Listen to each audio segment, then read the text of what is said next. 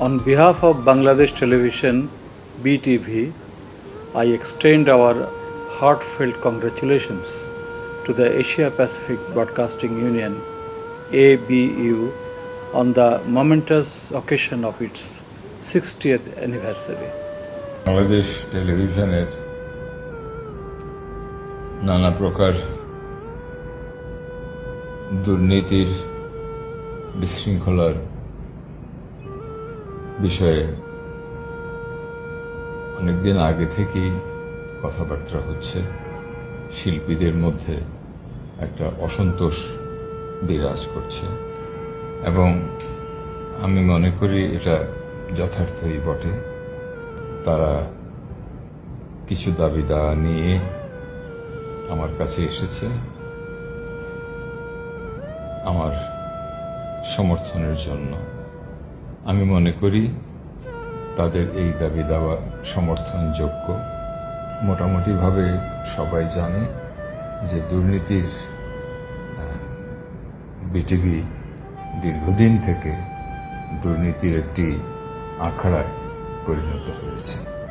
BTV এটি একটি জাতীয় সম্প্রচার প্রতিষ্ঠান। সেখানে বাংলাদেশের শিল্প সংস্কৃতিকে তুলে ধরার, বাংলাদেশের শিল্প সংস্কৃতিকে লালন করার পবিত্র দায়িত্বটি এই প্রতিষ্ঠানের। কিছু কিছু লোকের নামে দুদকে তদন্ত চলছে, কিছু কিছু লোকের নামে বিজেপিতে তদন্ত মিনিস্ট্রিতে পাঠিয়ে দেওয়া হচ্ছে। এনএসএ তদন্ত করতে একটা অথরিটি, ইলেকশন কোনো আইন চাই। ইলেকশন কি করতে পারে? মিনিস্ট্রির ইনস্ট্রাকশন, দুদকের ইনস্ট্রাকশন তারপরে পড়ে যাবে। আপনারা দেখছেন কয়েকদিন আগে নিউজে পরিষ্কারভাবে দেখা যাচ্ছে যে পৃথিবীর একটা কর্মকর্তাকে প্রশ্ন করছে বেশ একটা বিব্রত বা যেভাবে পারেন উনি আক্রমণ করে দিয়ে চলে যাচ্ছে। এই সন্তুষ্টি দিচ্ছে না যে এই লোকগুলি দুদকে যাচ্ছে, দুদকে বিচারের সামনে দাঁড়াচ্ছে, এই লোকগুলির নামে আমাদের এখান থেকে কোন সিস্টেম ভেঙে আমি তো কোনো বাংলাদেশ টেলিভিশনের ডিজির এত ক্ষমতা নেই যে সে একজন মানুষকে শাস্তি দিতে পারে না। এবং যাদের বিরুদ্ধে অভিযোগ করা হয়েছে তাদের সবার বিরুদ্ধেই কিন্তু মানে প্রশাসনিক মানে আপনার যে অ্যাকশন সব নেওয়া হয়েছে। এগুলো সব যেগুলো নেওয়া হচ্ছে এখন মন্ত্রণালয় থেকে ফাইনাল যে আদেশ আসবে সেটা না, আমাদের তো তার আমি গত 17 বছর বিটিভিতে ছিলাম। 17 বছর পরে আমি আবার বিটিভিতে চুক্তিবদ্ধ হয়ে যাই। এখন এই 17 বছরের মধ্যে এই সমস্ত ডালপালা গজিয়েছে, আগাছা তাদের নামে কিন্তু রীতিমতো দ্রুত মামলা হচ্ছে, তাদেরকে কাজ থেকে অব্যাহতি দিয়ে রাখা হয়েছে, দিয়ে তাদের কোন রকম অ্যাসাইনমেন্টও নেই। অনেক বেশি এটা নেতৃত্ব এর বেশিতে করার জন্য আপনার কোন লোকের বিরুদ্ধে অভিযোগ থাকতে পারে, আপনার কোন বিষয়ের প্রতি আপনার অনুরাগ বিলাস যায় থাকুক। এখন যদি আপনি আমাকে ডিক্টেটর দেন যে আমি কিভাবে চলবো, আপনি যে বলেন যে আপনি ভাবেন, আমি কে বললো যে আমি ভাবি না? আমরা যদি আপনি বলছেন আপনি ভাবুন, আপনি চিন্তা করুন, তাহলে আমি নিশ্চয়ই চিন্তা ভাবনা নিয়ে একটু মানুষ এখানে বসে আছে। এই কথাগুলো তো আপনারা যদি এইভাবে কথা বলতে থাকেন আপনাদের চোখে কোনো ফ্রেস্তা নিয়ে এখানে চালাতে হবে, আর আপনারা একা ফ্রেস্তা, এটা ভাবতে হবে। এই সংগ্রামে ফসল অফকোর্স অবশ্যই আপনি সংগ্রামে ফসল অবশ্যই এই কথা বলতে পারছি। হ্যাঁ, তো কি হচ্ছে? তো সংগ্রাম তো থাকবে। সংগ্রামের ফসলটা কি তোলে? সঠিক ফসলটা তো ঘরে তোলে। অবশ্যই তাই, অবশ্যই তুলেছে তারা। তো আপনার এটা নিয়ে আপনি যদি আমাকে ডিক্টেট করেন যে আমাকে কি করতে হবে, না আমি আপনাকে সেটা বলতে বলি নাই। আপনি পার্সোনালি নিয়ে নিচ্ছেন। আমি আপনাকে আপনি আমাকে পার্সোনালি বলবেন আর আমি পার্সোনালি আমি আপনাকে বলছি না। ডিজি হিসেবে আপনি এখানে আছেন, আপনি আমাদের অভিভাবক। আপনি প্রতিষ্ঠানে কি যুক্তি যে ডিজি হিসেবে আমি একরকম আমি তো ডিজি যোগ্যতা রাখি বলে এখানে আসছেন। যেখানে যখন থাকবো তখন আমাকে এখান থেকে চলে যেতে হবে। আমরা তো এখানে পার্মানেন্ট কোনো আমরা তো শিল্প সংস্কৃতির মানুষ, আমরা কি তাহলে আসবো না? আসবেন না কেন? কিন্তু আমার 2 মাস এসেছে, এই 2 মাসের কোনো অনিয়ম নিয়ে কেউ আমাদের আসে 2 মাস মাস আগে কি হয়েছে সেটা আওয়ামী লীগের আমল, তাদের জন্য আওয়ামী লীগের প্রধানমন্ত্রীকে দেশ এখন 300 সংসদ সদস্যদেরও প্রায় সবাইকে হয় জেলে নাই দেশ থাকতে চেয়েছে। এত বড় একটা দুর্নীতির পঙ্কে একটা দেশ ছিল, সেই আমলের কি বিচার আমি করবো? আমার তো ক্ষমতা আছে। যেতে হবে তো তো ঠিক আছে, তো আপনি জানেন আমার উপর একজন উপদেষ্টা আছে না, সচিব আছে না, সেখানে যে বলেন সমস্যা নেই। ঠিক আছে, চলেন আসলে প্লিজ। এই জাহাঙ্গীর ভাই কথা বলতেছি, জাহাঙ্গীর ভাই আল্লাহর কসম দিতে ভাই আমি মাপ কাউরে করব না, আমি মাপ কাউরে করবো না। বকা দেবো কে? টাকা পাও না? আপনি আমাকে কেন বকা দিলেন? হ্যাঁ? আমার মাকে তুলে কেন গালি দিলেন আপনি? বিটিভির জিএম আপনি। ও আমার বাপুরে বকা দিল কে? তুমি আর টাকা দিবেন, টাকা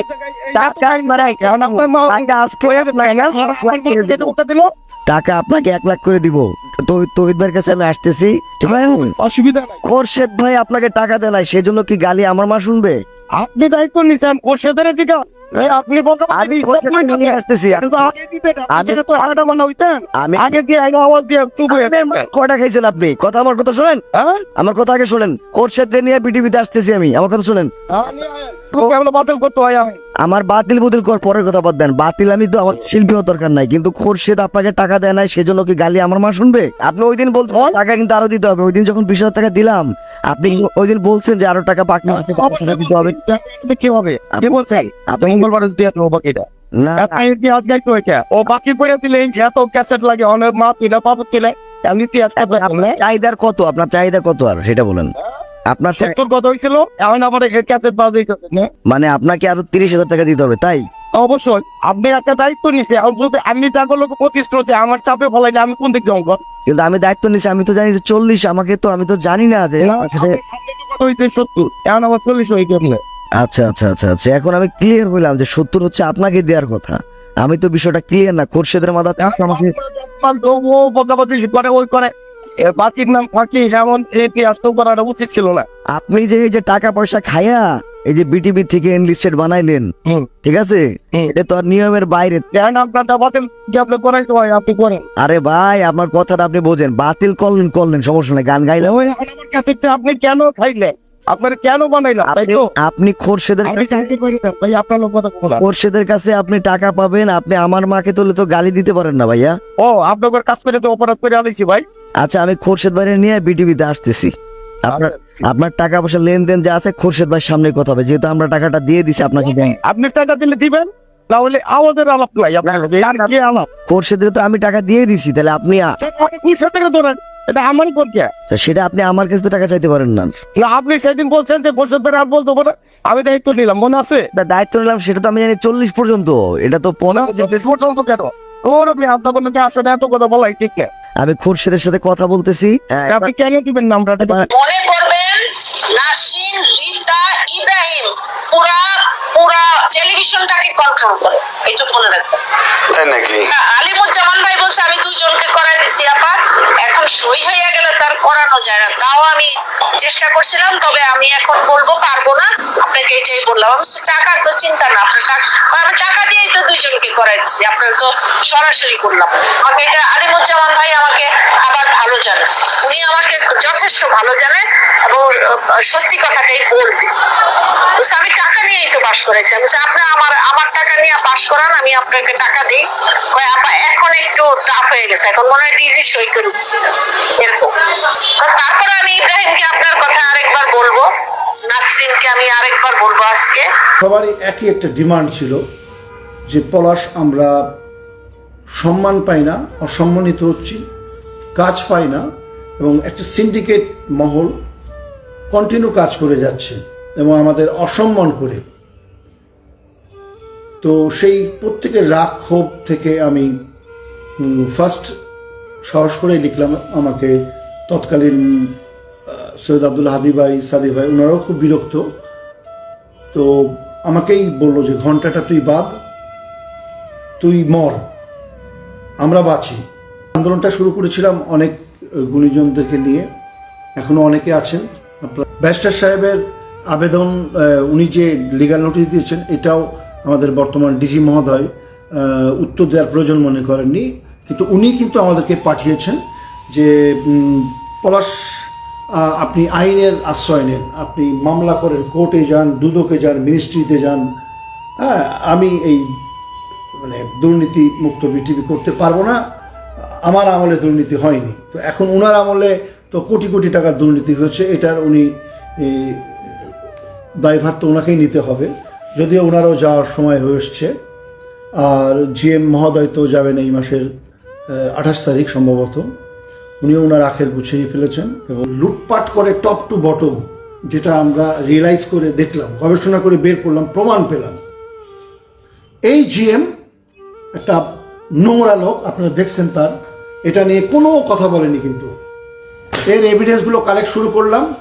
এর জন্ম কোথায়, এর কি কি মাস্তানি করেছে, কোথায় চাঁদাবাজি করেছে, এর কোথায় জাহাজের ব্যবসা করেছে, একে চাকরি কে দিয়েছে, এর সোর্সকে, এর গ্রুপকে, এ কোথায় নোংরামি করে, কোন মেয়ের সাথে মেশে, এবং এর শত্রু কারা, টোটালটা আমি কমিউনিকেশন করলাম। এবং এর দায় দায়িত্ব কি, দুর্নীতি কি করেছে, বার্তা বিভাগে কি করেছে আপনি বলেন। মোল্লা আবু তহিদ যদি অডিশন কেলেঙ্কারির জন্য সাসপেন্ড হয়, তাহলে তাসমিনা কেন হবে না? এবং আমাদের আন্দোলন চলমান চলবে। সুমনের চাকরি অবৈধ, কারণ সুমন ভর্তি পরীক্ষায় ফেল করেছে। সুমন একজন কণ্ঠশিল্পী হিসাবে পড়ালেখা করেছে বি মিউজিকে, কিবোর্ডের 6 বছরের অভিজ্ঞতা তার নেই, সার্টিফিকেটও জমা দেয়নি, এখানেই তার চাকরি শেষ। তারপরে সুমন বহুবার, একাধিকবার, আমি 2বার প্রমাণ দিয়েছি, সে বিদেশ গেছে জিও ছাড়া। এবং স্বরাষ্ট্র মন্ত্রণালয়কে চিঠি দিয়েছি, স্বরাষ্ট্র মন্ত্রণালয় ইমিগ্রেশন একটা চিঠি দিয়েছে, সেই ইমিগ্রেশন সে কোন ফ্লাইটে গেছে, কবে গেছে, সে তো চাকরির ছুটি নেয়নি, সে তো জিও নেয়নি, তো তার চাকরি থাকে কি করে? বিটিভি আমাদের জন্মই দিয়েছে বলতে পারেন। আজকে আমি শুধু আমাদের বিটিভির জন্য, কিন্তু আগের বিটিভি আর এখনের বিটিভির মধ্যে অনেক ডিফারেন্স। এইখানে যারা বুড়ো বুড়ো, যারা বয়স্ক হয়ে গেছে, আর বাঁচবে কয়দিন, তাদেরকে যদি আমাদেরকে গিয়ে লাইনে দাঁড়িয়ে থাকতে হয়, আমাদেরকে যদি আলাদাভাবে একটু সম্মান দেওয়া হতো। এর ব্যাপারে এই অনলাইনে চেক পাঠানো হয়, তারপরে আমাদের সবচেয়ে দুঃখ লাগে, পাই আমি ধরেন একটা প্রোগ্রাম করে 16,000 টাকা, 25% কেটে নেয়। সকাল থেকে রাত পর্যন্ত আমরা কাজ করে আমাদের এই শিল্পীর সম্মান যদি আমরা না পাই, এই দেশের শিল্পী এই জন্য হচ্ছে না। বিটিভির দুর্নীতি এবং দুর্নীতিবাজদের বিরুদ্ধে আন্দোলন, আমি একটু মোটা দাগে বলতে চাই, আমরা যে এতদিন ভদ্রচিতভাবে যে আন্দোলন প্রতিবাদ করে আসলাম, এর রেজাল্ট 0। আমাদের শিল্পীদেরকে ভাবে, অর্থাৎ আমলারা বাংলাদেশের সম্মানিত শিল্পী কুশলীদেরকে তারা ভাবে তারা রাস্তার লোক, তাদের কোনো মর্যাদা নাই, মান সম্মান নাই। কথায় কথায় তাদেরকে চাকরিচ্যুত করা, প্রোগ্রাম বন্ধ করে দেওয়া, এগুলো আর হতে দেওয়া যাবে না। বিটিভি আর কখনোই কামলা দিয়ে বিটিভি চলবে না, চলবে। এই বিটিভির জন্ম যারা দিয়েছেন, আজকে এখানে অনেকেই উপস্থিত আছেন, লিনুবিল্লাহ ভাই শুরু করেছেন, বলে গেছেন, শেখ সাদি খান ভাই এই টেলিভিশন জন্ম দিয়েছেন, এই টেলিভিশন থেকে অনেক শিল্পীকে তৈরি করেছেন। লিনুবিল্লাহ ভাই যেটা উনি বলেননি, উনাকে 14 বছর বিটিভিতে ঢুকতে দেননি, লজ্জাজনক বলেন আপনারা। এরপরে অনেকেই আছেন, এরপরে অনেকেই এরকম আছেন, শেখ সাদি খান ভাই, আর কদিন পর শেখ সাদি ভাই খানকে গেটে ঢুকতে দেবেন না। এটা কি এখন যারা বিটিভি চালাচ্ছে তাদের বাবার সম্পত্তি? না, তারা এই বিটিভি তৈরি করেছেন, তারা কি, তারা কালচারের কি জানেন, তারা সংস্কৃতি কি জানেন? এই সরকারকে আর 2টি সুযোগ দিতে চায়, যদি না হয় অনেকেই বলেছে আমরা বিটিভি দখল করব, আমরা বিটিভি দখল করব, এই বিটিভি চালানোর মতো যোগ্য সম্পন্ন শিল্পী সংস্কৃতি অঙ্গনের অনেক লোক আছে। আপনারা কি একমত আছেন? আমরা কিন্তু আর সময় দিতে রাজি না। আমরা আজকে শেখসাদি ভাই কি ঘোষণা দেন আমরা দেখতে চাই, আর দুটো সুযোগ দিতে চাই। এই দুটো সুযোগের পরে বিটিভি আমরা দখল করব। পৃথিবীতে যারা চাকরি করছেন তারা বের হয়ে যাবে। এখানে কোনো আইন নাই, এখানে কোনো আইন কানুনের বালাই নাই, র্যাব পুলিশ বিডিআর নাই। র্যাব পুলিশ বিডিআরের উপরে শিল্পীদের উপরে বিডিআর র্যাব পুলিশ তারা নাই, শিল্পীদের সমানে। একটা ডিজিকে কেন শিল্পীরা গিয়ে স্যার বলতে হবে? পৃথিবীর ডিজি উনি শিল্পীদের স্যার বলবেন। শেখ সাদি খান ভাইয়ের মতো যে সমস্ত প্রবীণ শিল্পীরা আছেন তাদের কোনো গেট পাস থাকবে না। আমাদের আন্দোলন যেন ব্যর্থ না হয় তার জন্য আপনাদের সহযোগিতা প্রয়োজন। আর যদি দুর্নীতি, টেলিভিশনের দুর্নীতি এবং দুর্নীতিবাজরা যদি টেলিভিশন থেকে না সরে যায়, তাহলে আমি কি বলবো অন্তর্বর্তী সরকার ব্যর্থ? একথা আমি বলতে চাই না। আমি চাই যে ওনারা এসছেন সংস্কার করার জন্য, যেন সংস্কারের নামে কুসংস্কার না হয় সেদিকে দৃষ্টিপাত দিবেন। কারণ আমি লিনু ভাই বলতে আমারও একই কথা, আমাদের চাওয়া পাওয়ার কিছু নাই। এখন যারা আছে তারা কিছু করুক, তারা কিছু পারুক। এখন যদি মব জাস্টিস করতে হয়, ইউ ক্যান ডু ইট। স্বাধীনতা যুদ্ধে কেউ কারো হাতে বন্দুক তুলে দেয় নাই, নিজে যাইতে হয়েছে, ট্রেনিং দিতে হয়েছে, বন্দুক দিতে হয়েছে, মারতে হয়েছে। তো আমি মনে করি সেই সময়টা বোধহয় আবার এই 24-এ ফেরত আসছে। বর্তমানে ডিজির সাথে এর সকল অনৈতিকতার বিষয়ে লিখিতভাবে এখানে তিনটি আবেদন দিয়েছি আমরা। 3টি আবেদন এবং 2বার আমরা গুণীজনদের সাথে নিয়ে কথা বলে যা বোঝা গেল যে ডিজি পৃথিবীতে নানা অনিয়ম, বৈষম্য, দুর্নীতির ব্যাপারে কোনো পদক্ষেপ গ্রহণ করবেন না, যা তার নিজের মুখে পরিষ্কারভাবে বলেছেন। তার সকল কথার প্রমাণ আমাদের কাছে সংরক্ষিত আছে। সাংস্কৃতিক শিল্পী অধিকার সংরক্ষণ পরিষদ আন্দোলন করছে বাংলাদেশের সকল শিল্পীদের দুর্নীতি নিয়ে দীর্ঘ 8 মাস।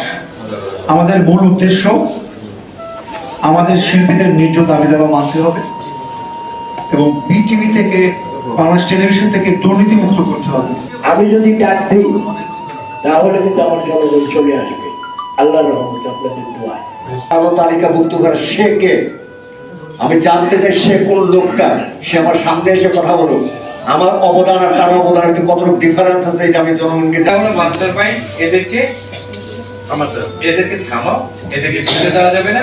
এবং কালকে আমি আপনাকে বললাম, তো কালকে আমি নিজে খবরটা পাওয়ার পরেও যেহেতু আমাকে একটা প্রোগ্রামে বাজানোর জন্য বুকিং দেওয়া হয়েছিল, আমি জানার পরেও আমি গেটে গেছি, রিসেপশনে গেছি যে কথাটা সত্য কিনা।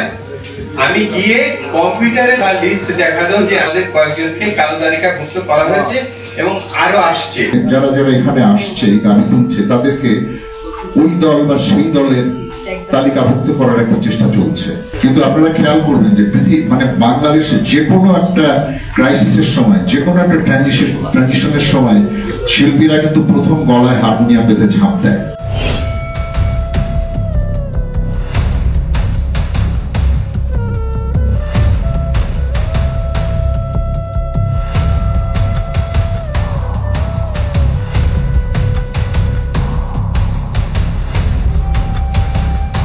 জুলাই গণঅভ্যুত্থানের মাধ্যমে গঠিত সরকারের মেয়াদে বিভিন্ন অপরাধের জন্য অনেকের বিচার কার্যক্রম শুরু করলেও জুলাই আন্দোলনের শীর্ষ 2 নেতা উপদেষ্টা মাহফুজ আলম এবং সাবেক উপদেষ্টা নাহিদ ইসলামের আওতাধীন বাংলাদেশ টেলিভিশনের অগ্নিসন্ত্রাসী, হত্যাযজ্ঞের উস্কানিদাতা ও দুর্নীতিবাজদের বিচারের আওতায় আনা হয়নি। বিটিভির অগ্নিসন্ত্রাসী ও হত্যাযজ্ঞের উস্কানিদাতাদের এখনও করা হয়নি বরখাস্ত, চাকরিচ্যুত, বাধ্যতামূলক অবসর কিংবা কোনো ন্যায্য বিচার। পরিকল্পিতভাবেই মাত্র 2-1 জনকে বদলি আর তদন্তের নামে পুরো সময়টাই পার করে দিয়েছে বিটিভি ও মন্ত্রণালয়ের কয়েকজন ফ্যাসিস্ট দুর্নীতিবাজ কর্মকর্তা। অনেকে বলছেন তথ্য ও সম্প্রচার মন্ত্রণালয় এবং বিটিভির কয়েকজন ঊর্ধ্বতন কোটি কোটি টাকার বিনিময়ে সুকৌশলে এই আওয়ামী সন্ত্রাসীদের আশ্রয় প্রশ্রয় দিয়ে সময় ক্ষেপণ করেছেন।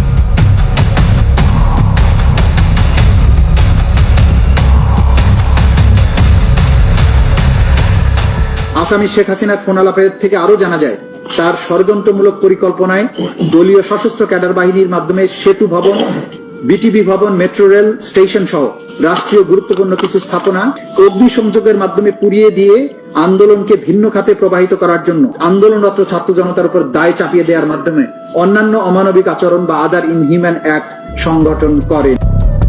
ফ্যাসিস্টের পুরো আমলেই বিটিভি ছিল শেখ হাসিনা শেখ মুজিবময়, বিশেষ করে বার্তা শাখা। গত দশক থেকে জুলাই গণঅভ্যুত্থান পর্যন্ত বিটিভির একটি সিন্ডিকেটের ভূমিকা ছিল আগ্রাসী, ধ্বংসাত্মক, উগ্র এবং লুটপাট। উপমহাপরিচালক বার্তা ও অনুষ্ঠান doctor Syeda Tasmina Ahmed, general manager Mahfuza Akter, senior engineer Monirul Islam, নির্বাহী প্রযোজক শামসুল আলম, নির্বাহী প্রযোজক সফির হোসেন, মুখ্য শিল্প নির্দেশক মোহাম্মদ সালিম এবং বাদ্যযন্ত্রী সুমন রেজা খান সহ অনেক প্রমাণিত অপরাধীরাই এখনও রয়েছেন বহাল তবিয়তে। লুটপাট করছেন সরকারের তহবিল, পাচার করছেন গুরুত্বপূর্ণ তথ্য, আর দিন গুনছেন নতুন সরকারের আশায়। আমরা ঢোকার আগেই দেখি বিটিভিতে আগুন জ্বলছে। বিটিভির এক নারী কর্মকর্তা তাদের দুর্নীতির ডকুমেন্টসগুলো পড়ার জন্য সে নিজে আগুন, এই যা মেসাকার হয়েছে। বাংলাদেশ টেলিভিশনের একজন জিএম মাহফুজা পতিত স্বৈরাচার শেখ হাসিনার কুলি ঝাঁপাইয়ে বললেন, আপনি পতিত স্বৈরাচারের পক্ষে সেই দিন 5 তারিখ পর্যন্ত ভূমিকা নিয়েছেন, এই জন্য পুড়িয়েছেন। যারা জুলাই আন্দোলনের নামে বিটিভিকে পুড়িয়ে দিল, তারা এখনো কাদের শেল্টারে এবং কত শত কোটি টাকার বিনিময়ে বহাল তবিয়তে, এমন প্রশ্নের উত্তর দিতে পারছে না মন্ত্রণালয়। কি করতে বাকি রেখেছে বিটিভির এই সন্ত্রাসীরা? তারা বাংলাদেশ টেলিভিশনে অগ্নিসংযোগ করেছে এবং ভাঙচুর করেছে। ভাঙচুরের দোহাই দিয়ে বিটিভির দুর্নীতির অনেক প্রমাণক এবং গুরুত্বপূর্ণ নথিপত্র সরিয়ে ফেলেছে। বিপ্লবের সময় বিএনপি, জামাত এবং ছাত্রছাত্রীদের সন্ত্রাসী বানিয়ে মিথ্যা, বানোয়াট এবং ভিত্তিহীন সংবাদ প্রচার করেছে। ভাঙচুরের পরেও কোটি কোটি টাকা আত্মসাৎ করার উদ্দেশ্যে 350 কোটি টাকার ক্ষতিপূরণ দাবি করা হয়েছে, যা পরবর্তীতে তদন্ত কমিটির রিপোর্টে মাত্র 75 কোটি টাকা নির্ধারিত হয়েছে। ডক্টর জাহাঙ্গীর ও মাহফুজা আক্তারের নেতৃত্বে এই সিন্ডিকেট জুলাই আন্দোলনে অগ্নিসংযোগ ও ভাঙচুরের দায়ভার অন্যের উপর চাপানোর জন্য বিএনপি, জামাত এবং ছাত্রছাত্রীদের উপর চাপিয়ে দিয়ে থানায় মামলাও দায়ের করেছেন। গ্রেফতার হয়েছেন ছাত্রছাত্রী সহ অনেক বিএনপি, জামায়াতের অনেক নেতাকর্মী।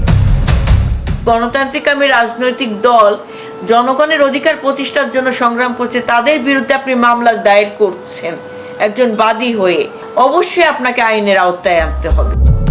প্রধান উপদেষ্টার লিখিত নির্দেশ, জাতীয় নিরাপত্তা গোয়েন্দা সংস্থার রিপোর্ট, দুর্নীতির উপযুক্ত প্রমাণ, কয়েকটি তদন্তের রিপোর্ট, আইনি নোটিশ, বিশেষ অডিট রিপোর্ট এবং দেশ বিদেশের শত শত মিডিয়ায় অপরাধের খবর প্রকাশের পরেও সকলেই রয়েছেন বহাল তবিয়তে।